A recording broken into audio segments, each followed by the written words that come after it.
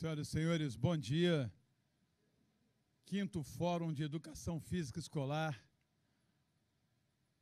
do Conselho Federal de Educação Física e da Federação Internacional de Educação Física. Um evento que compõe o 28º Congresso Internacional de Educação Física.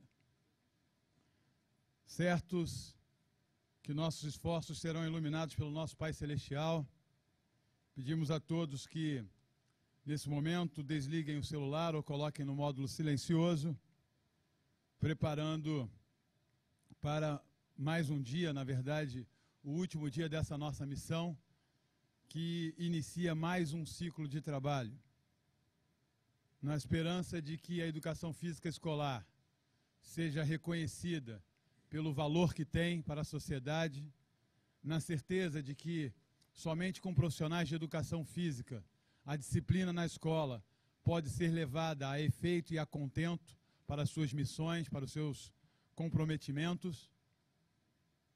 Estamos iniciando esse último dia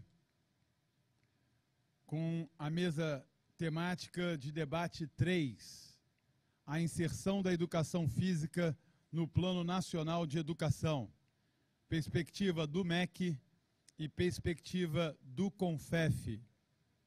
Portanto, saudamos a todos os presentes pessoalmente, saudamos a todos os já conectados, portanto, com presença virtual.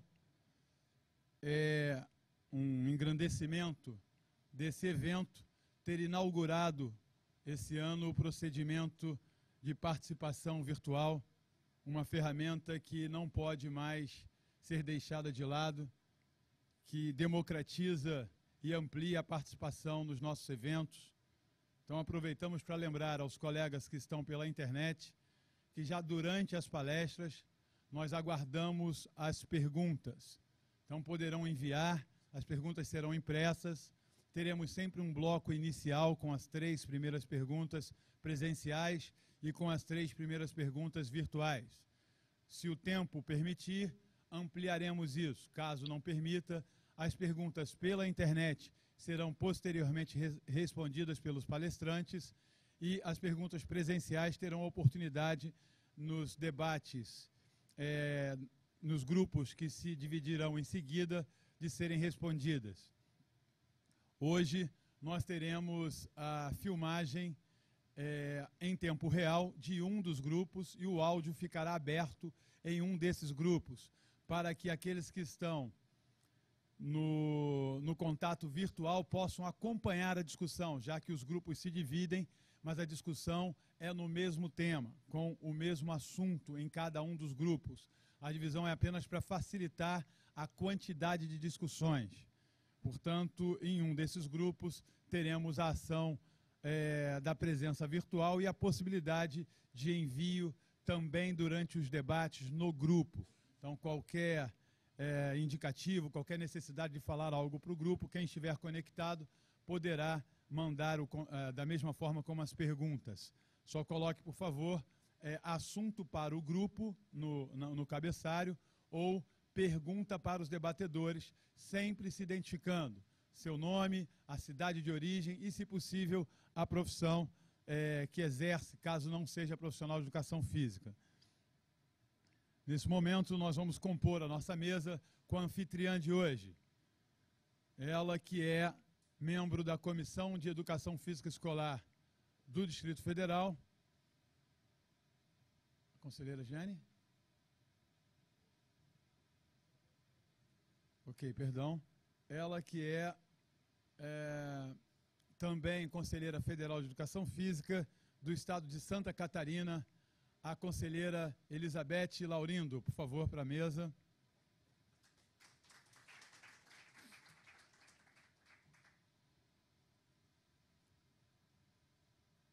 Como debatedor, nós temos ele que é doutor em Educação Física, titular aposentado da Unicamp, conselheiro federal de Educação Física ocupando a vice-presidência, foi presidente da Comissão de Ética do início dos trabalhos do Conselho Federal de Educação Física até dezembro de 2012, Dr. João Batista Andreotti Gomes Tojal.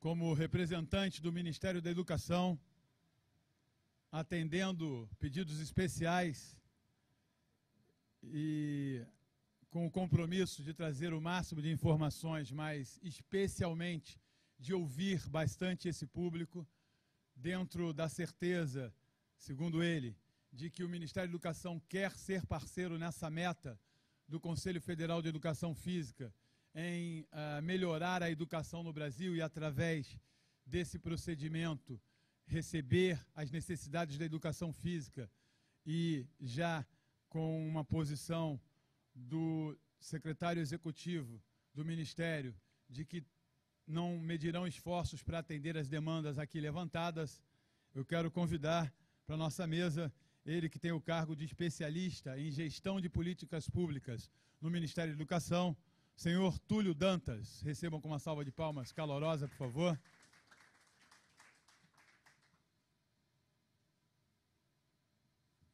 Lembrando que, para otimizar o nosso tempo, não pararemos para o intervalo institucional, teremos servido o cafezinho aqui logo na nossa saída.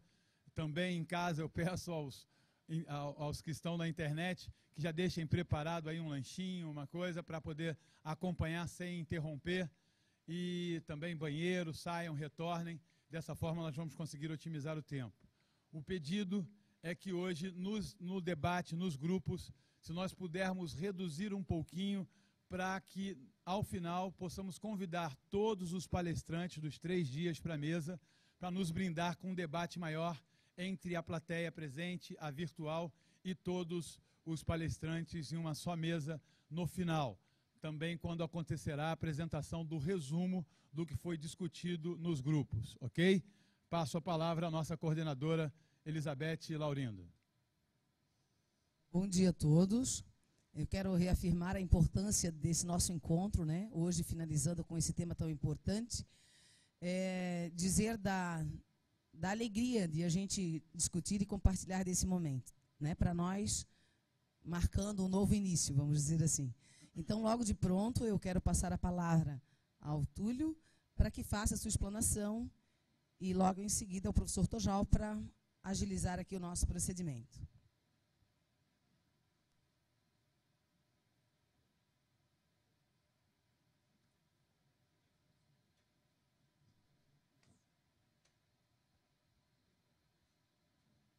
Muito bom dia a todos e a todas, todos aqui presentes, aos membros da mesa, aos colegas que estão acompanhando pela internet. Muito obrigado pela apresentação do senhor Lúcio Rogério. Eu sou servidor de carreira já do Ministério do Planejamento.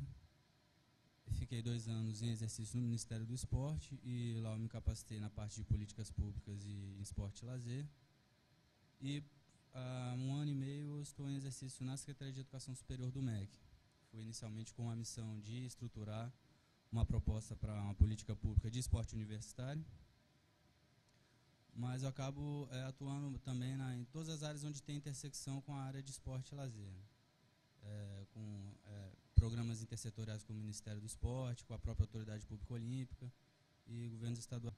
Então, por isso eu recebi a tarefa de comparecer hoje aqui, com a missão de estreitar, né, os laços institucionais entre o próprio Ministério da Educação, o Conselho Nacional de Educação e o Conselho Federal de Educação Física,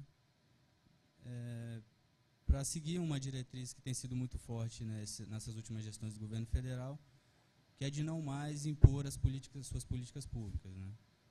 A forma como o governo tem formulado e implementado as suas políticas é ouvindo a sociedade, é debatendo, é trazendo para o processo de formulação as demandas e aspirações da sociedade organizada. Então, eventos como esse também servem para isso. Gostaria já de deixar também registrado a possibilidade de, eu sei que no final vai haver um resumo de todas as discussões, então seria interessante que o próprio CONFES elaborasse fizesse na forma de uma carta, talvez, ao Ministério, de forma que nós temos um documento no qual estejam consolidados os resultados das discussões e que isso possa ser dado encaminhamento depois pelo próprio Ministério. Bom, então eu preparei aqui uma apresentação. Não entendi. Ah, não, tá, eu tô bem aqui, tá ótimo. Então eu preparei essa apresentação basicamente sobre as diretrizes e alguns programas do MEC sobre educação física e esporte. Eu não estou confundindo as duas coisas, tá, gente? Eu sei que é muito diferente uma política para a educação física e para esporte, mas como são temas correlatos e o profissional de educação física é a base de ambas as áreas, então acho que nós podemos tratar de diretrizes e dar exemplo dos programas como um todo. Então os temas vão girar sobre diretrizes do MEC para a educação física e esporte, começando pela própria Lei de Diretrizes e Bases da Educação, acho que vocês devem conhecê-la melhor do que eu. Alguns pareceres do Conselho Nacional de Educação e o Plano Nacional de Educação, o atual que está em tramitação. Aqui é interessante fazer a ressalva de que não há um documento como uma resolução ou uma portaria do MEC que discipline a matéria de uma forma geral. Então, as diretrizes que nós estamos colocando aqui, elas têm sido pronunciadas de forma incidental.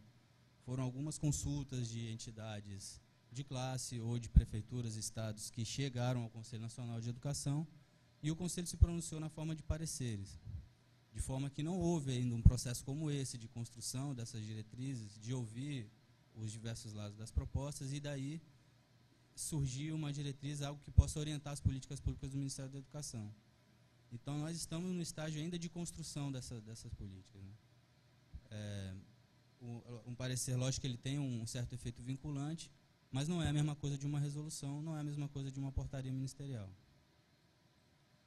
Depois disso, eu vou abordar alguns dos programas do MEC que são envolvidos na área, o Programa Mais Educação, que todos devem conhecer muito bem, e também o Programa Nacional de Extensão Universitária, que faz uma interface muito grande com a educação física escolar também, ou pelo menos assinala com a possibilidade dessa intersecção.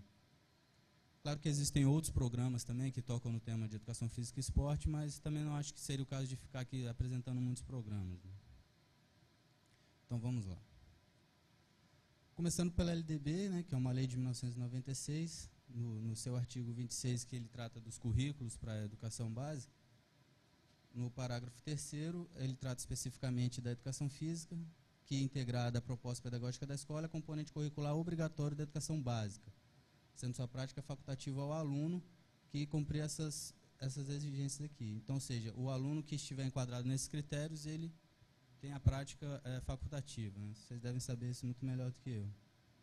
Então, basicamente, aqui no final existe um resumo que a educação física é componente curricular obrigatório da educação básica e, nos casos acima, a sua prática é facultativa. E na educação superior, ela é facultativa em todos os casos, né? Já não é mais obrigatória. Saindo da lei de diretrizes, nós temos alguns pareceres que foram emitidos pelo Conselho Nacional de Educação, o 376 de 97, que trata da educação superior, e o 17 de 2016 de 2001, que tratam da educação básica. É interessante notar aqui que todos eles já têm aí mais de 12, 13 anos, de forma que a composição do Conselho é muito diferente. Isso também não significa que essas diretrizes são hoje a posição que o Conselho tomaria. A gente entra no caso de não haver um documento maior que discipline a matéria, e mesmo essas regulamentações incidentais, elas são muito antigas, né? Então, isso torna até premente, né, e fundamental que a gente faça esse processo de construção. Então, nesses pareceres, eu fiz um resumo sobre a obrigatoriedade da educação física na educação básica e também sobre a atuação profissional.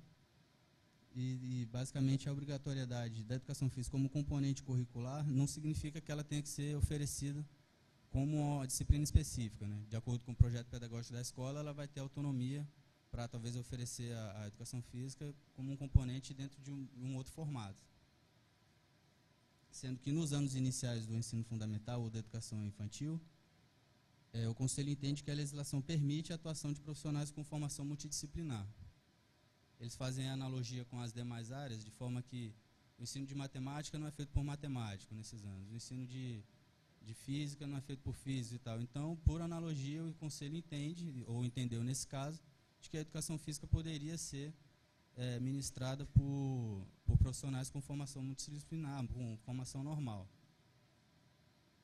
Sendo que ele já também deixa claro que o ideal seria que todos tivessem a formação específica e que ele recomenda que os órgãos envolvidos, que os conselhos se empenhem em promover a especialização desses profissionais. Mas ele não veda a atuação de profissionais multidisciplinares. Acho que eu já até imagino o que o CONFEF tem a dizer sobre isso, e eu concordo que não existe o mesmo risco, né? Um aluno que, por acaso, tem uma aula de português com uma professora não formada em letras, ele não vai ter uma lesão permanente de coluna, provavelmente, né? E isso pode acontecer no caso de uma prática de atividade física não muito bem supervisionada. Algo que o Conselho, nessa ocasião, não se pronunciou sobre. Aí, já nos anos finais do ensino fundamental e no ensino médio, então a educação física deverá ser ministrada por profissional legalmente licenciado, tanto no caso da escola optar por a disciplina específica de educação física, como se ela criar no seu projeto pedagógico outras formas de passar o conteúdo, também é obrigatório o profissional licenciado, né? O parecer ainda chega a afirmar que não se aplica a práticas esportivas de modo geral, né? Ou seja, essas ações de esporte na escola, no contraturno, já não teria a mesma obrigação, mas ele pede que exista o acompanhamento por profissional especializado e infraestrutura adequada. Talvez essa exigência por acompanhamento profissional pudesse ser exigida também nos anos iniciais, né? Se não for possível que todos os profissionais que ministram as aulas fossem da educação física, que pelo menos seja exigido que um profissional de educação física coordene esse trabalho. O parecer foi lacônico nesse sentido, né? Então, eu acho que, em termos de diretrizes do MEC, não há muito mais o que acrescentar.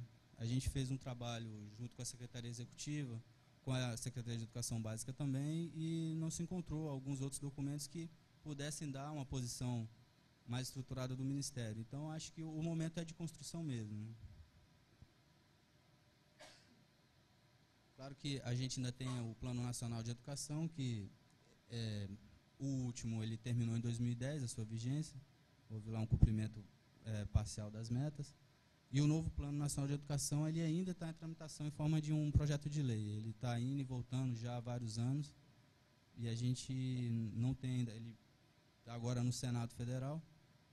E a gente não tem como saber quando nós vamos ter a meta e em que redação essas metas vão estar. E, claro, que as metas e estratégias, né, para a educação básica, profissional superior, estão ligadas à universalização do atendimento, aos índices de qualidade, gestão participativa e financiamento. Ou seja, o plano ele não entra em disciplinas e componentes curriculares específicos. Então, ele não faz menção específica à educação física, pelo menos eu não consegui identificar.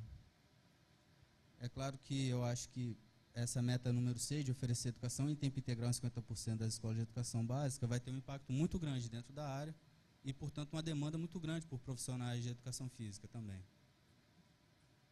Bom, e dentro dessa meta, passando já para a parte dos programas do MEC, nós temos o programa Mais Educação, instituído em 2007, regulamentado em 2010, né, que é uma estratégia para induzir a ampliação da jornada escolar e organização curricular nas perspectivas, né, na perspectiva da educação integral. E ele funciona por adesão, as escolas públicas aderem a esse programa e passam a receber o financiamento, algumas recebem o material direto, mais um recurso para a contratação de profissionais, e eles optam por desenvolver atividades no que eles chamam de macrocampos, né? Então, tem vários: educação ambiental, esporte e lazer, que é o nosso caso aqui, direitos humanos, e por aí vai. Esse programa tem tido cada vez uma exposição muito grande e a adesão tem crescido exponencialmente, né, como eles têm mostrado nos dados aqui. Só de 2011 para 2012, os municípios que têm escolas dentro do PNE saltaram de 24,7% para 61%, ou seja, foi um salto muito grande, né, de municípios. Mais da metade de todos os municípios brasileiros já tem alguma escola dentro do programa Mais Educação. Aqui é o quantitativo de escolas, então fica claro aqui esse salto que o programa deu no último ano, que ele mais do que dobrou o número de escolas que aderiram. Eu estou sem o número total aqui, mas se a meta, considerando que nós temos hoje no Brasil cerca de 170, 180 mil escolas da rede pública de ensino, e a meta do PNE seria atingir metade delas com educação integral, a gente ainda estaria mais ou menos uns 40% da meta ainda, né? Então, uma ferramenta como essa precisa de ajustes, né? E a gente está aqui, inclusive, para trazer contribuições para a gestão, mas eu creio que seria difícil pensar em alguma ação de educação integral muito diferente da forma como está sendo estruturado Mais Educação. Lógico que ainda há espaço para muitos ajustes, né?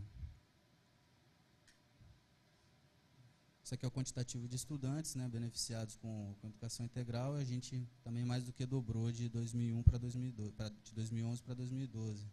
Se comparar com desde que o programa foi criado, o crescimento é muito grande mesmo. Aqui é o volume de recursos, né? A gente passou agora de mais de 1 bilhão e 300 milhões de reais, e muito disso tem sido em função desse PDDE, que é o Programa de Dinheiro Direto na Escola. Porque imagina uma quantidade de escolas dessa, se a gente tivesse que fazer convênio com cada prefeitura para isso, né? Seria impraticável, não seria feito, né? O programa não andaria. Então, esse programa é muito interessante, que o dinheiro já está dentro da escola, não passa por prefeitura nenhuma, o próprio diretor lógico que ele tem lá as suas diretrizes de como utilizar os recursos, mas no começo do ano, dia 1º de janeiro, o recurso já tá em vias de ser passado para a escola, e ele já pode contar com isso e fazer o seu planejamento, né? Isso daqui é o investimento do PDE, que ele é pago pelo FNDE, claro, né, para aquisição dos kits de materiais esportivos, e os estudantes participantes por modalidade, né? Então, todas essas ações de educação integral, elas têm uma gama de modalidades muito grande que a escola pode aderir, e isso é bom porque ela pode adaptar a sua estrutura. Muita escola, por exemplo, não poderia fazer ciclismo ou natação por falta de alguma estrutura, mas de alguma forma ela vai encontrar uma modalidade e vai ter um kit específico para aquela modalidade. Eu já acompanhei que muitas entidades e pessoas ligadas criticam esses kits, eles precisam melhorar bastante ainda a qualidade, mas é uma iniciativa muito interessante pela gama de opções, né?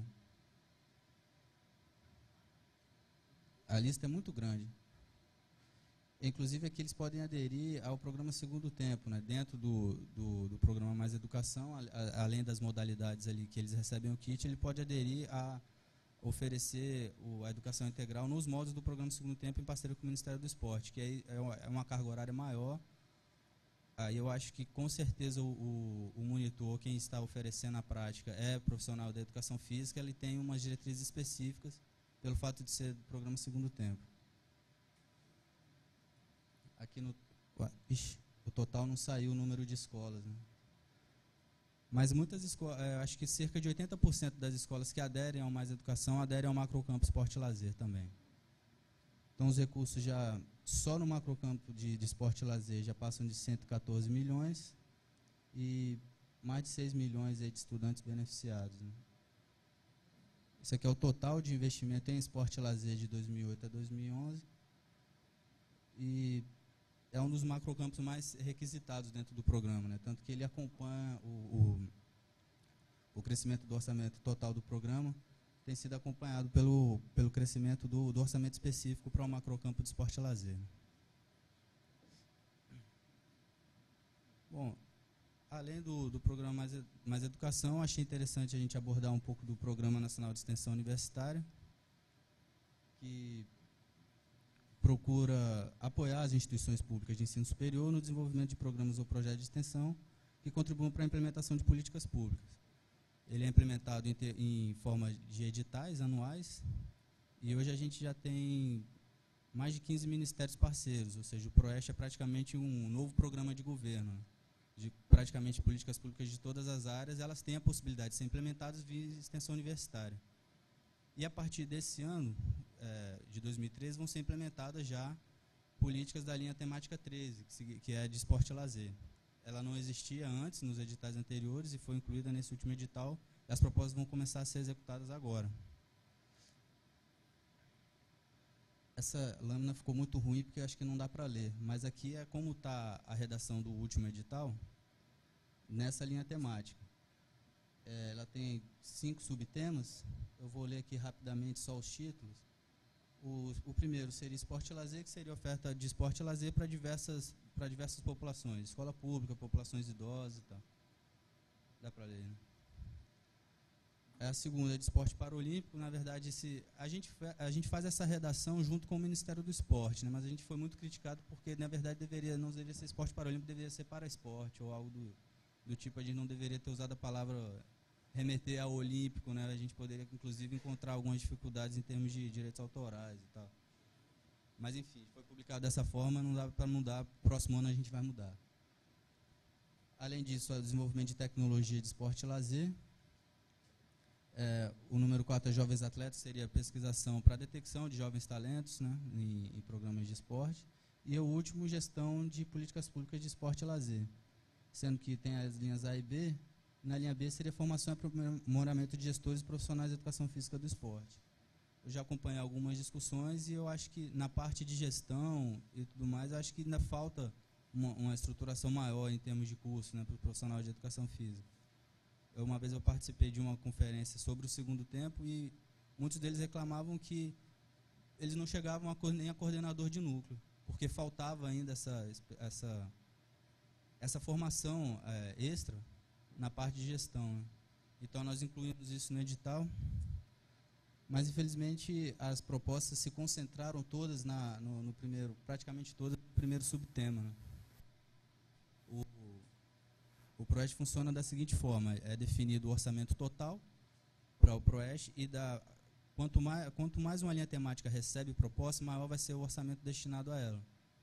Tem uma forma que calcula isso. Então, essa linha, como é nova, ela recebeu 96 propostas. Vou botar aqui. Foi a primeira vez que essa linha apareceu no edital, então não está ainda na cultura da universidade submeter propostas sobre esporte e lazer. Então, nós recebemos no Brasil inteiro 96 propostas na linha temática. Dessas, 36 foram aprovadas, né, e contempladas com recurso. Então, no subtema 1, que é esporte e lazer, foram 27, né, quase muito mais da metade do que elas. No subtema 2, esporte paralímpico, foram 5.